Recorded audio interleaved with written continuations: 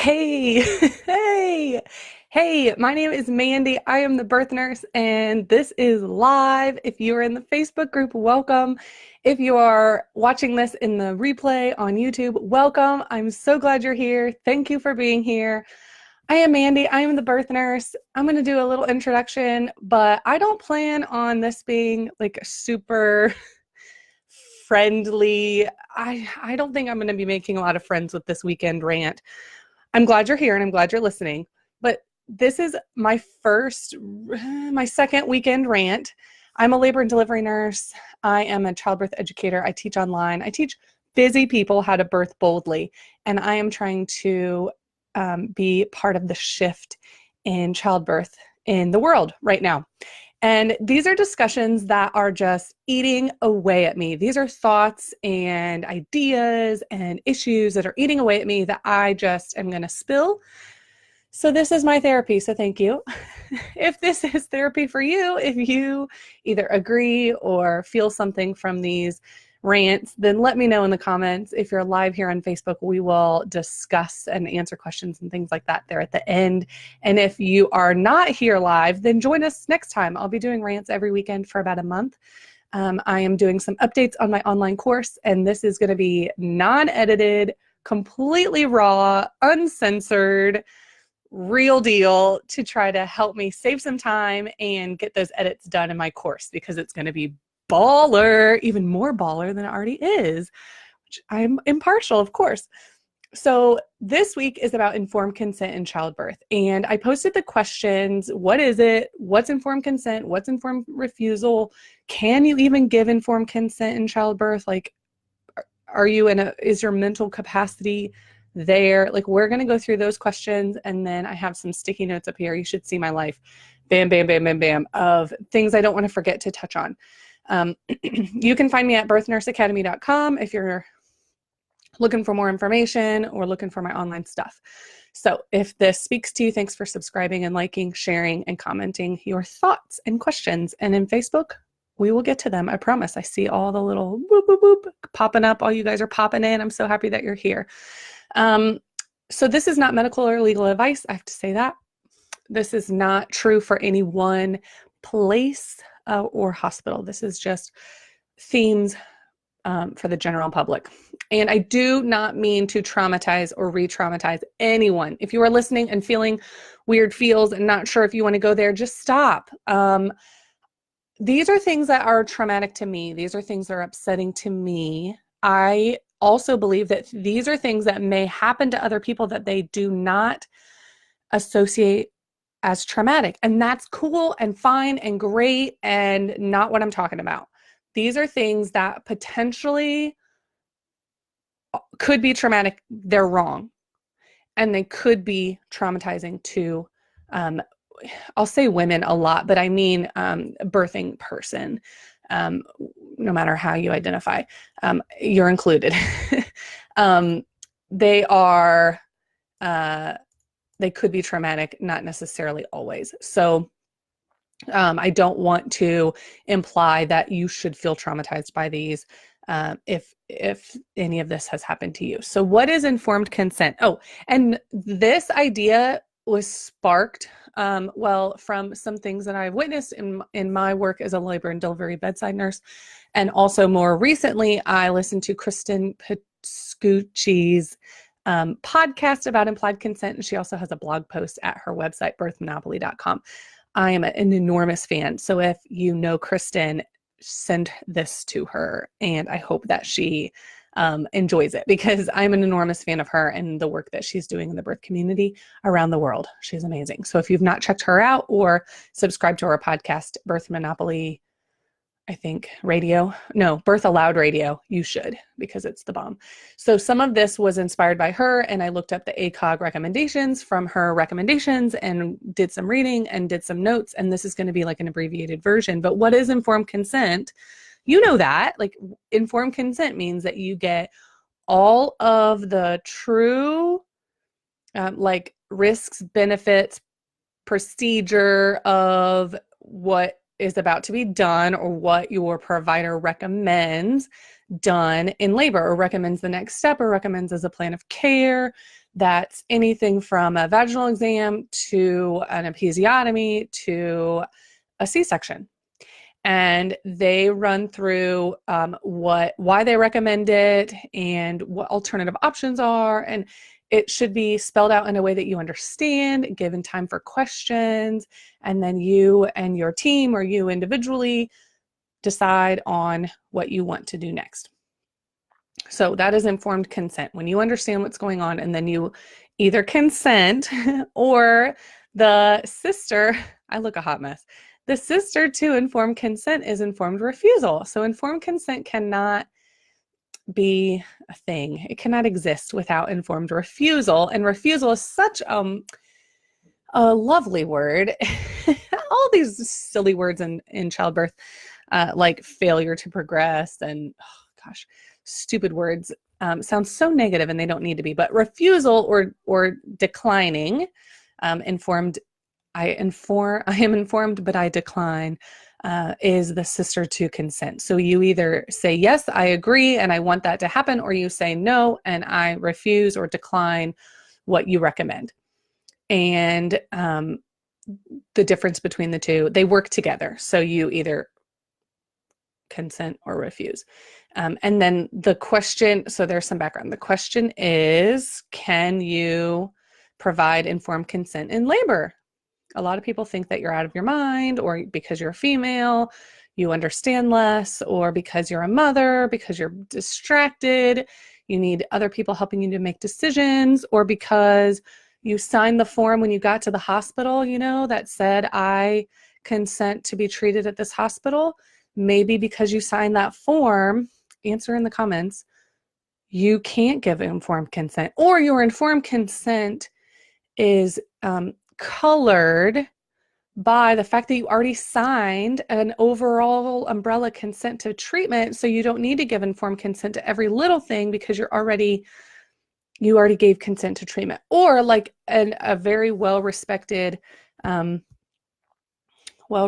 provider I spoke to recently who was asking about how to do better, how to be how to be heard in a trauma-informed way, how to be perceived in a trauma-informed way, in a kinder and like gentler way.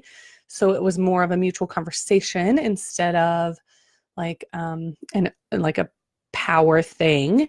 That person said, well, I assume that the pregnant person or a laboring person is coming into my office if they've scheduled, or this was just a regular OBGYN visit, if they've scheduled a pap smear, I assume they're coming in and we're going to do a pap smear. Not like he's not going to, or he or she is not going to necessarily perform a pap smear, just like open your legs and let's go, but maybe not specifically go through the informed consent process every single time because that person has gone in for a pap smear. So of course they want a pap smear. And we talked about how actually they may just want to talk to you and they have to make the appointment and call it a pap smear appointment to get in. And then they have a certain amount of time to ask questions and discuss what that entails and see if, they're kind of vetting you also as their provider. So if they're not really interested in you performing that pap smear on them, they can absolutely say, yeah, thanks. No, I'm not. We're not going to do a pap smear today. And that person was like, oh, I mean, yeah, I guess. And I said, well, you're still going to get paid for, right? You're still going to get paid for your time. They just don't want a pap smear that day for whatever reason. And for someone with a history of trauma, assault, loss, grieving, like it may take a few appointments of saying no for them to be like, okay, I totally, like, you're not going to push it and you're going to do what I say. I feel totally in charge. Like I trust you. Let's do it this time. But they shouldn't take it personally that someone leaves their pap smear appointment without a pap smear. Like that's her choice. Well, this provider acted like it would be a personal offense. And, that's totally on him or her. It wouldn't be. It's not a personal offense necessarily. If you get a letter in the mail later saying this is a personal offense because you did this or this or this wrong, then they should take it personally. Otherwise, the person might just have a bunch of stuff she's working through, or the mother or the patient is working through, and they need time and they need trust, and it takes a while. Like, this is a relationship, and these can be really difficult. And instead of never coming back, like, at least they're coming back and trying to have that procedure done. So I hope that I like made that provider think a little bit about it, but that's exactly what I'm talking about. They had informed refusal, and they would be practicing informed refusal. Now, in childbirth, is that realistic? Is it realistic that a laboring person can give informed consent? What do you think? Like, seriously, of course. Of course, a laboring person can give informed consent just like anyone else can give informed consent. So then the question comes up about, what about implied consent? What about when a provider asks about seeing what your cervix is, and you're totally curious, and yes, of course, you've been in labor for 6 hours and you want to know, and everyone wants to know, and it might mean that if you haven't changed, they're going to offer something, or if you have changed, you're going to get an epidural. Like, yes, I want a vaginal exam. Please check my cervix. So your provider puts on a glove, checks your cervix, and it hurts like hell. And they take their glove out. There's blood on the glove, sometimes normal in a vaginal exam. They throw it away and they sit down and they say, okay, you were unchanged. You're still 4 centimeters, and I stripped your membranes.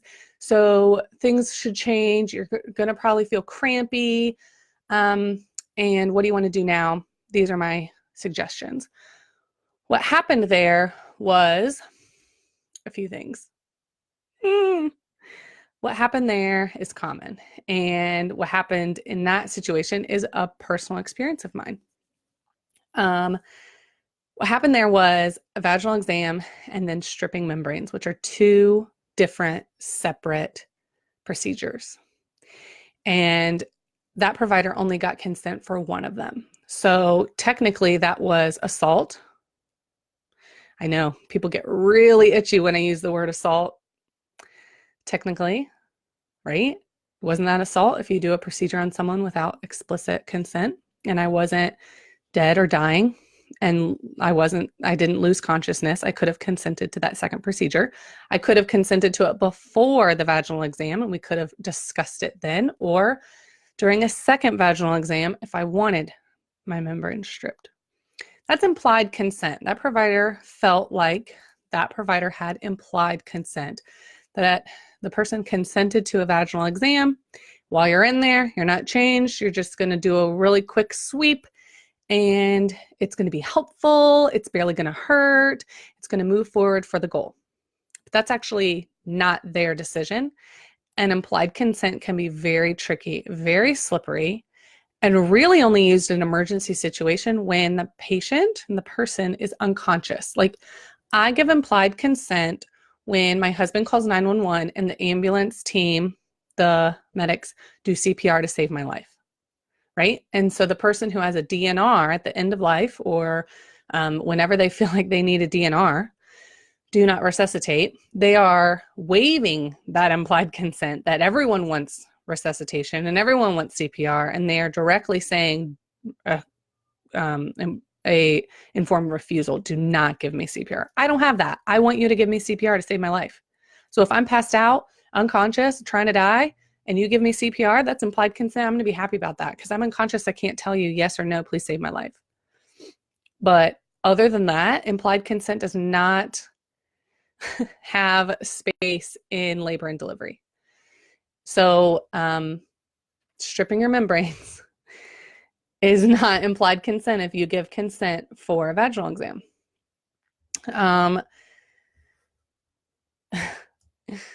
You don't give implied consent to have an emergency C-section when you walk into the hospital in labor. You don't. So if a pregnant person, a laboring person, chooses to get information about an emergency C-section and then declines it because of whatever belief they have and they don't want to do it, then you can't, it's legally and ethically wrong to then take that person back for a surgery that they did not consent to, even if your provider says, well, you're putting your baby at risk. Because come on, a third of babies born get a cesarean in a hospital right now. Our electronic fetal monitoring is only a screening tool. It is not diagnostic. We cannot say for sure, as your provider team, as your birth team, cannot say for sure, yes, your baby is going to have a bad outcome, or no, your baby's not going to have a bad outcome according to the fetal heart rate tracing. It's not a diagnostic tool. It's screening. So they can say, oh, we know for sure that in this minute of time, your baby has oxygenation that's adequate for their heart and brain. But still, we have no idea how your baby's going to be born. They have no idea what is going to happen beyond that 1 minute according to the information that they're given. So that's one, yes, medical opinion, but one opinion versus another opinion, which maybe is your opinion and you don't want what they're recommending. Does that make sense? So you can, and pregnant people, laboring, birthing people can still decline and have an informed refusal on something, even if other people believe it's going to put their baby at risk. So that is a sticky situation in a hospital. And I have come across this many times where the birthing person doesn't know what to do because they're getting a recommendation that they don't really want to do. And they get it over and over and over, or they get it. And then there's, I've heard of many instances where then it's implied that they're not going to have a doctor to take care of them, or their doctor's going to like quit them, or their doctor can't take care of them if they don't listen to what they say. It's ugly. Like, that's not okay. So to clear the air on that, you will be taken care of in a hospital if you're pregnant and think you're in labor or need care. So your provider would have to like transfer you to another facility. Like, yeah, it could get sticky and you could ask like, what the heck do we do now? But you're not going to be like dropped. You can't say, no, I don't want a vaginal exam. And they say, I'm going to call Child Protective Services. Of course they can say that, but it's ethically, morally wrong. And it's against ACOG, which is the American College of Obstetrics and Gynecology. They have committee opinions that they come out with, like, I think maybe every year. Not everything's always updated, but they have guidelines and recommendations on this specific subject. And it's actually like, the way they wrote it is great. And they're the governing board for physicians in OB. So the physicians don't have to do what they recommend, but it's their governing board, and they do a great job outlining the definitions and how a patient should be treated without coercion and ethically and legally. And they give like recommendations for how to have these really tough conversations. So if your provider has a tough time with your decision, I always say, go yoga. Sorry, you're having a tough time with the decision that I don't want my membrane stripped every time you check me, or I don't want to be checked right now, or I don't want to have continuous fetal monitoring because you can't guarantee me a good outcome and it is negatively affecting my mental status. This is not medical advice. I do not recommend that you just refuse every single thing. You have to work it out on your own, but once you worked it out on your own and you make a decision, like you should not be talked into something. You should not feel like you were talked into something. And that is your right as a person receiving care from a professional, a medical professional. So yeah, we're going to get to like, what can you do in the real world? I have the word submit on a note, and I've been, I'm like super deep in the birth community right now, and I'm listening to podcasts on my travels, and I'm reading a bunch of books, and I'm doing a lot of like trauma-informed care in the perinatal period research and education, and I'm loving it, and I'm digging really deep, and I keep seeing the word submit in places, and I don't ever say that word. I don't say that word in my online classes. I don't say that word in my in-person classes. I don't say that word to my patients at the bedside. Submit is a word that conjures like date rape to me. Submit is what I feel like people do when they feel like they don't have any other choice and they want to survive. And I don't believe that it has a place, that word has a place in birth. I know that it's used in like a positive way for like submit to your body. And I understand that. I understand submitting to the wave and to the ride that is labor. And I totally agree that you just kind of believe it or feel it or trust it. That is your body, what your body is telling you to do, and your gut. But I do not believe that we should use the word submit. And I do not believe it should ever come out of a provider or a professional's mouth, because that insinuates submitting to someone else. And that is never acceptable, never okay. Okay, so what about, so implied consent brings up, so I said the word date rape, yes. Implied consent brings up things like if you go out for drinks and go into someone else's car, are you consenting to whatever's next physically? Sex, anything? No, we don't. And we teach our kids, no means no. If you end up with a friend that you know really well and you stay the night at their house, is that consenting to, well, you've gone so far to be at their house, you must be consenting to everything else? No. So if you consent to a procedure and it begins and you change your mind, yes, you can stop that procedure. You still have the right to withdraw your consent. Does that make sense? If someone is performing a vaginal exam on you and you decide, hell no, this is not the person I want to be doing this. This is not what I thought it would be. I can't right now. My mental place is not good for this. I just got a vibe. Whatever your personal reason is, you may withdraw consent by saying stop or no, or we're done here. And so you can imagine the feels I have for this, but yeah, you can withdraw consent. You can always use your voice and your body language, and you're just being honest and saying, maybe I don't even know why. I'm just like, I'm not feeling it right now. I'm going to need a minute. And you should, in a perfect world, not be treated any differently for that. So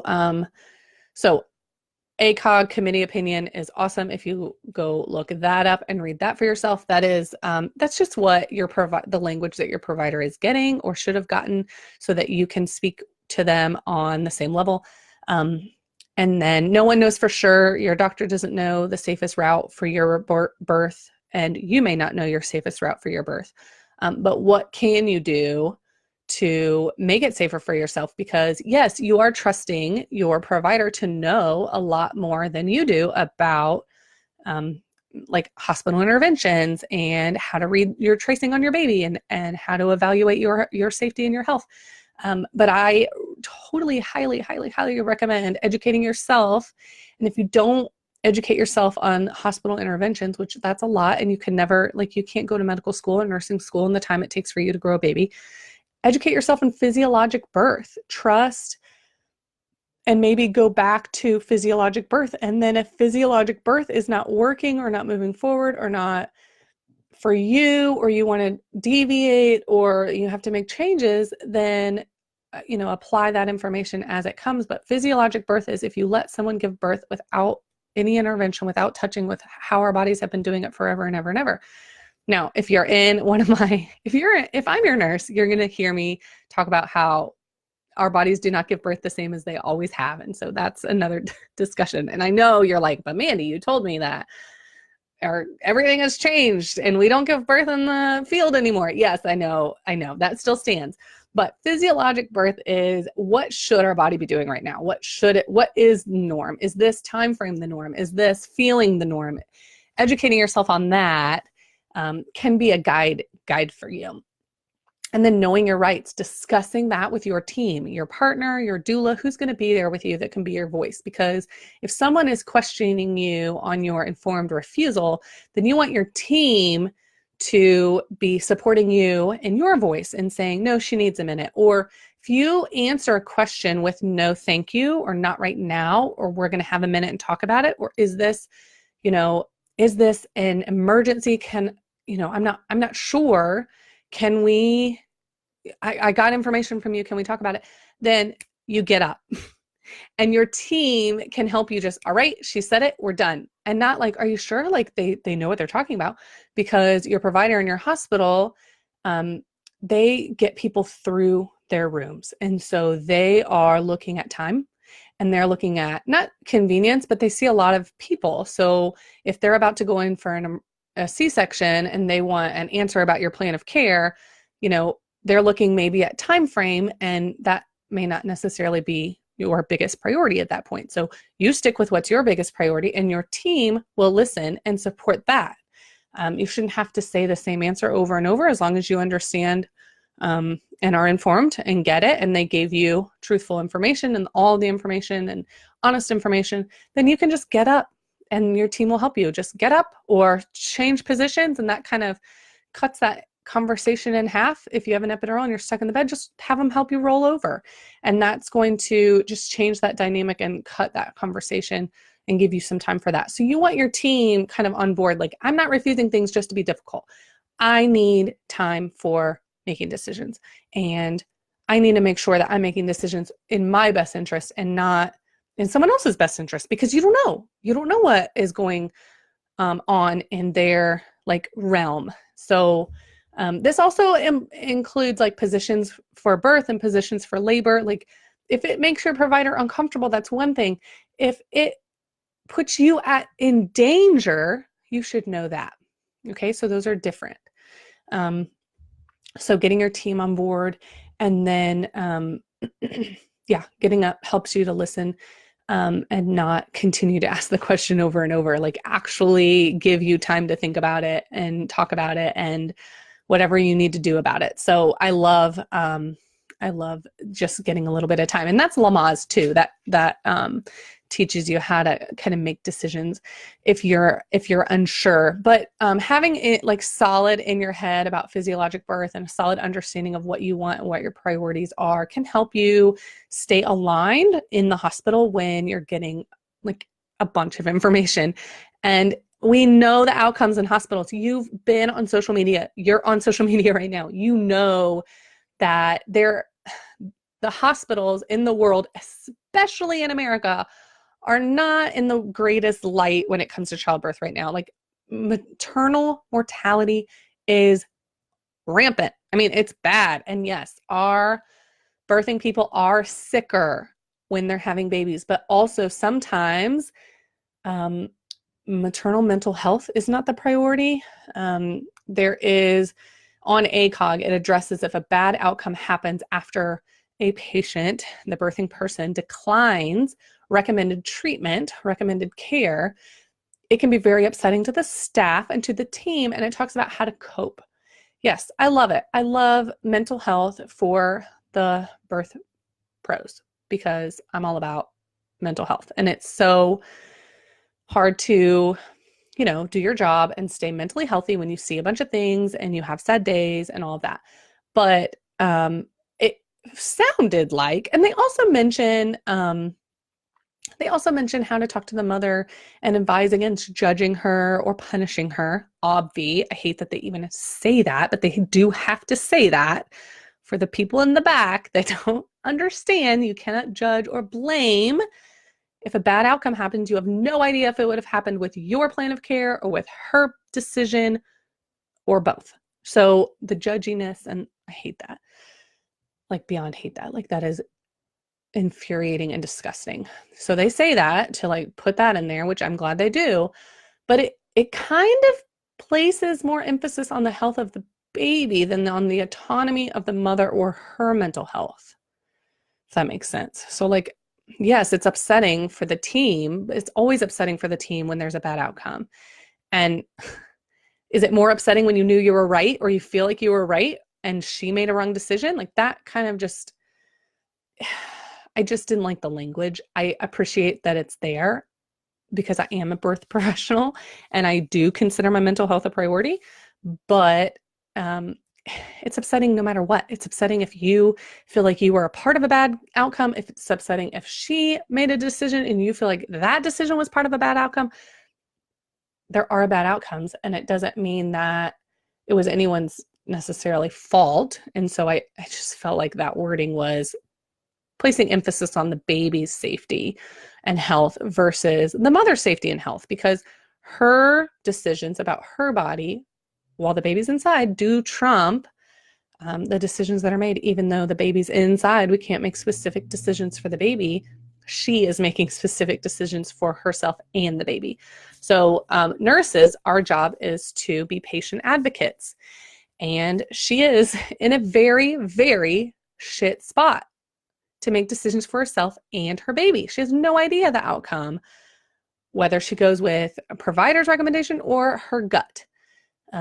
Yes, I do teach and we do practice in my coaching and in my classes, listening to your gut, understanding what's going on, and then listening to your gut and mantras and affirmations. And what do you really believe about your body? What do you really believe about your birth? What do you want to believe?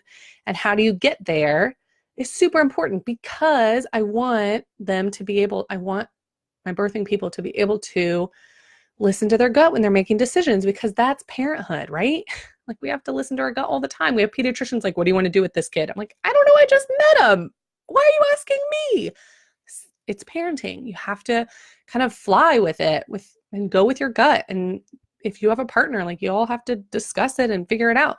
So that's a great time to start, is in labor, when everyone's looking at you and you're like, hell if I know, I've never done it like this before. You have to listen to your gut. So as nurses, we work for the person and we advocate for her. So as long as we ensure the laboring person is getting the whole truth and then not treated differently, no matter their decision. That is our job. So if you are watching this and you're feeling uncertain, you're feeling upset with me, you're feeling something negative, you're feeling like, I don't like that Mandy anymore, I don't like that birth nurse, I thought we were cool. Look at yourself, look at your practice, see what you're doing. It does not mean you can't change how you're treating your birthing people. Okay, like tomorrow, you could totally do it differently. And yes, that makes it much harder, but that also makes it much righter.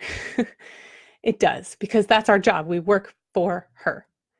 And yes, we have to go against what other people are saying, and we have to stand up for her. And it's not always easy, and it's definitely not fun, but that is what your job is. And you have to make sure she gets the whole truth, and you have to make sure that she's not judged for it. So we look into ourselves, and it's not easy and it's not fun. We do a lot of sitting. We do a lot of quiet. We do a lot of, I need to talk in the hall with you, but that's our role and that's our job.